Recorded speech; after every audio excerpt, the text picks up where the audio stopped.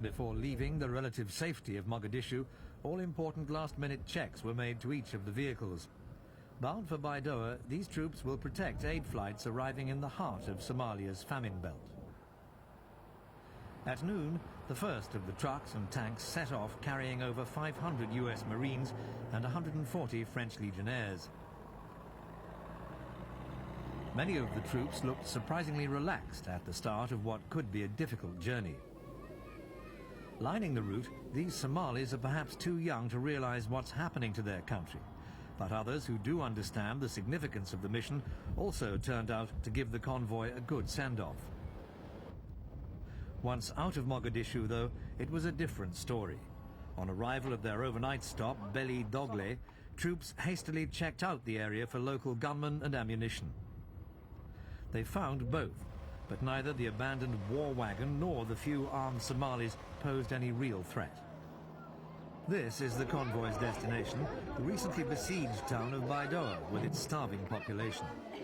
Securing Baidoa is considered a key move in the mission, ensuring that food aid is protected from the local warlords and gets to those who need it most.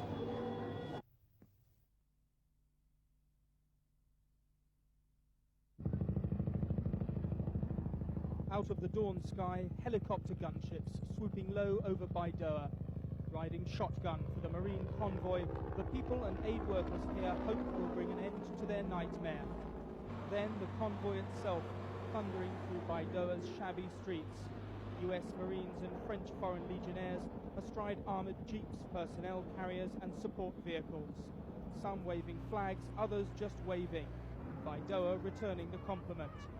The armed bandits that terrorized this town only yesterday had fled the streets. On Baidoa's approach roads, Cobra helicopter gunships hunting them down, keeping the road clear for the aid convoys that will now follow. This is step one in the transformation to a better deal for us. Airborne food supplies have been reaching Baidoa, but nowhere near enough. We travelled with a food convoy to Dagalkii feeding station. En route, and it happens most days, armed looters made off with some of it. They only left after the aid agency's own armed guards fired shots into the air. That food was meant for people like Nuria and her son Alio. They're too weak to survive any interruption in their food supplies. The shallow graves of those who didn't survive litter the camp, and a similar station 100 miles south was raided today by an armed gang. 10 were shot dead and 10 more wounded. The Marines are unlikely to have enough manpower to police every food convoy to every village. Today they said they were just happy to be getting on with the job. You know, if people need help, that's what we're here for. A feeling shared by most of Baidoa's people. We are happy for their coming and successful. And even the tough armed group who formerly controlled the airport left and handed it over to the Marines. Within hours, foot patrols were being carried out in this formerly lawless place. For 5 months, the people and aid workers of this town have lived under a state of virtual siege. But now a new order has asserted itself here. From today in Baidoa, Operation Restore Hope has become a reality.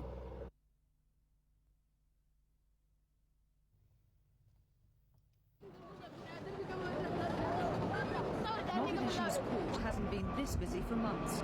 Food's arriving by the ton, and thanks to French and American troops, it's not falling into the wrong hands.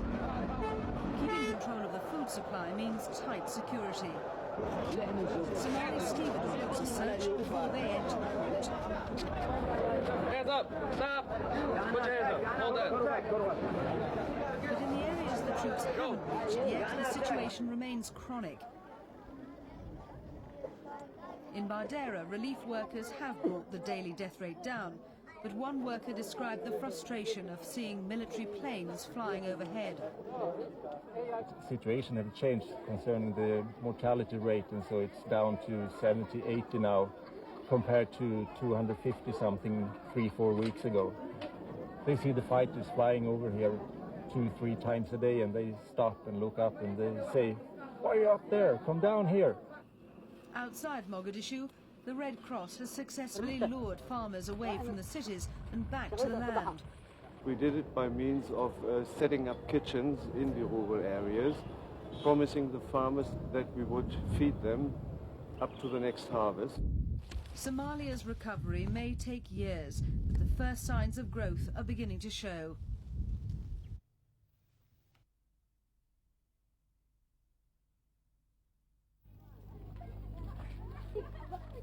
These foot patrols are sending a clear message to the Somali gunmen who used to rule the town of Baidoa. The Marines with their M16s and other automatic weapons mean business. For the thousands of Somalis who've converged on the town, they're still something of a novelty.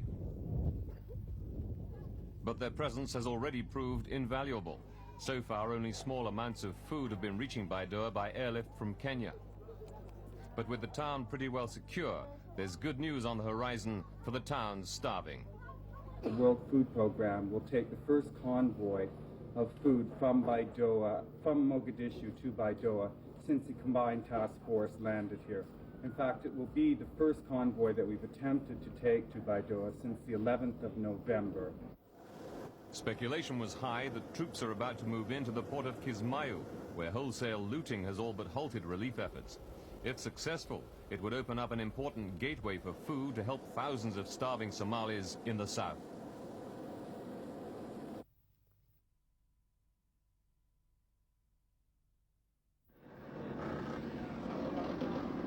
Daybreak on the beaches of Kismayu and a triumphant landing by the US Marines. The first 180 of them splashed ashore in amphibious assault vehicles. Overhead, helicopter, gunships and jet fighters staged a massive show of force. Hard on their heels followed 90 Belgian paratroopers. They came ashore in US hovercraft and helicopters. Quickly they secured the beach. Gone were the armed looters who terrorized one of Somalia's gateways to food. The paratroopers then secured the docks. Meanwhile, the US Marines pushed through the town. The crowds lining the streets seemed friendly enough, but the Marines were taking no risks. They remained at the ready. Their destination? The airport. And so it was that Kismayu Airport was declared secure 2 hours and 20 minutes after the Marines had landed. The first aircraft in was an American government plane. Then came 2 relief flights of the International Red Cross. For the first time in weeks, food was unloaded in Kismayu.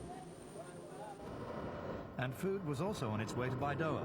Heavily armed Marines escorted 300 tons of wheat to the town.